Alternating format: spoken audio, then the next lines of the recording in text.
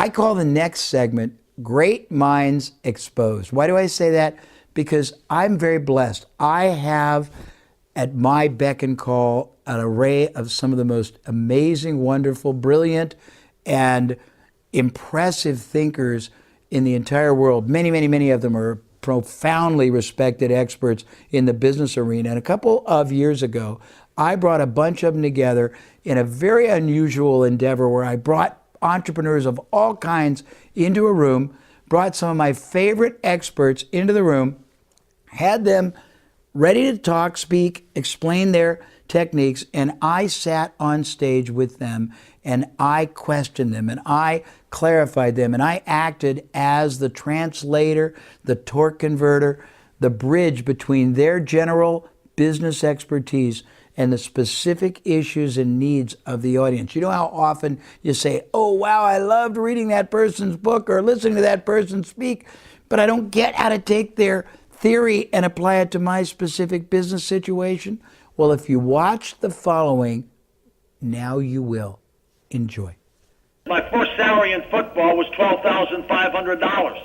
In 1978, my last year in professional football, when I was the MVP of the league, as Jay mentioned, been in 3 Super Bowls, set all the passing records, I made more money than anybody. $275,000 was my salary, which was the top salary in all of football. They pay the ball boys that much today.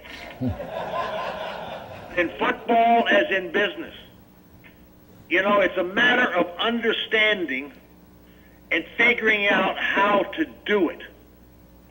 They don't teach you this at Harvard. They don't teach you this at Stanford. But in order to figure out how to do it, you got to go do it. You got to put your fingers and your toes in the soil, and you've got to do it. And you've got to do it with fundamentals, not with smoke and mirror, get rich quick schemes. I love all the people that come join me. You know, come do my deal.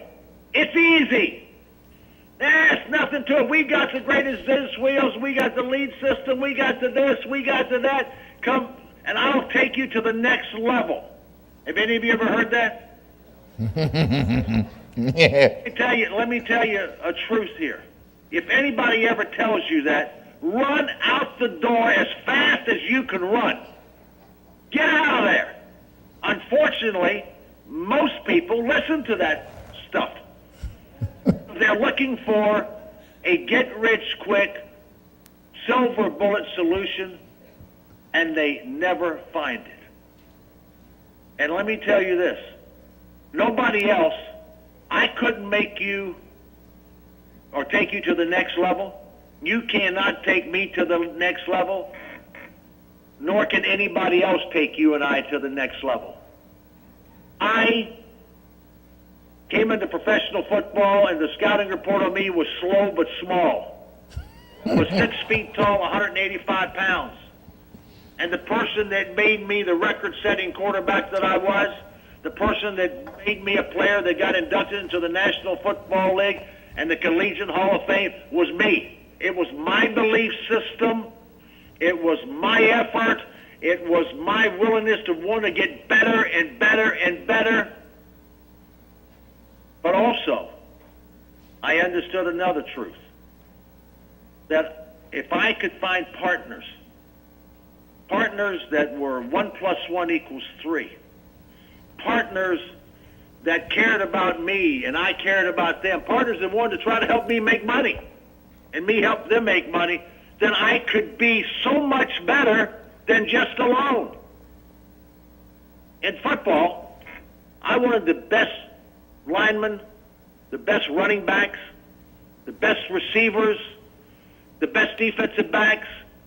I wanted the best dietitians, the best medical staff, the best coaches, the best trainers, the best water boys. I wanted the best, because if I had that, I had a chance to be better. I can assure you that Tom Brady up in New England, who is a wonderful player, would not be near as good without all the great pieces around that organization, from ownership to scouts, to general manager, to coaches, to players. Brett Favre, a few years ago, the record for the Green Bay Packers was 4 wins and 12 losses. This last year, they were 12 wins and 4 losses. In those 2 years, different times, did he just learn how to play football in the last 2 years, or did he have better teammates, better partners? Well, obviously he had better teammates and better partners. He knew how to play. That's true in sports, but it's also true in business. But it's very hard to find people in business that really care about helping you and I build a better business with substance and fundamentals that made a partnership 1 + 1 = 3. And the first measure of partnership for an entrepreneur or for anybody else is I want to deal with people that simply do what they say they're going to do, that actually answer their phones, that return phone calls, because you and I both, we have people that don't return the phone calls, right? You're right. Answer our calls. Now, what do you think about that when that happens? I'll tell you what I think. They don't care. And most likely, they don't care. But the more I'm an entrepreneur, I'm better today at 68 than I was at 58 or 48 or 38 or 28 because I've learned from my experiences. And every great entrepreneur, I've learned at the feet of Sam Walton. I'm gonna name drop you now. I knew Sam Walton back in the early 80s. I went to Bentonville many times. I've been to many of his store openings. And he may arguably be the greatest businessman that ever lived. He was an entrepreneur. He didn't go to Harvard. He didn't go to college. He just got it done, and he learned to do it because he knew every part of his business, and he questioned everything. He assumed nothing, and he asked questions of everybody. I've ridden in his old pickup truck. He never had a new pickup truck. And I've ridden in that pickup truck with him from his office to lunch at the Holiday Inn, and they had a buffet lunch, and listened to him talk. But he would even ask me questions. I was in my early 40s, and asked me my opinions because he was inquisitive. But everything was quick. He didn't procrastinate. He got it done. Let me tell you one story about how Mr. Sam worked. He had, on Saturdays, he had his managers come in, and they could come in their hunting outfits, their fishing outfits. They didn't care how they dressed, but they'd come in on 8 o'clock Saturday morning and stay to 12 o'clock Saturday. And they discussed everything. But he got up there this one particular time, and he said to the people out there, he said, we've got a shrinkage problem. Now, shrinkage being in the retail business, people stealing from them in the stores.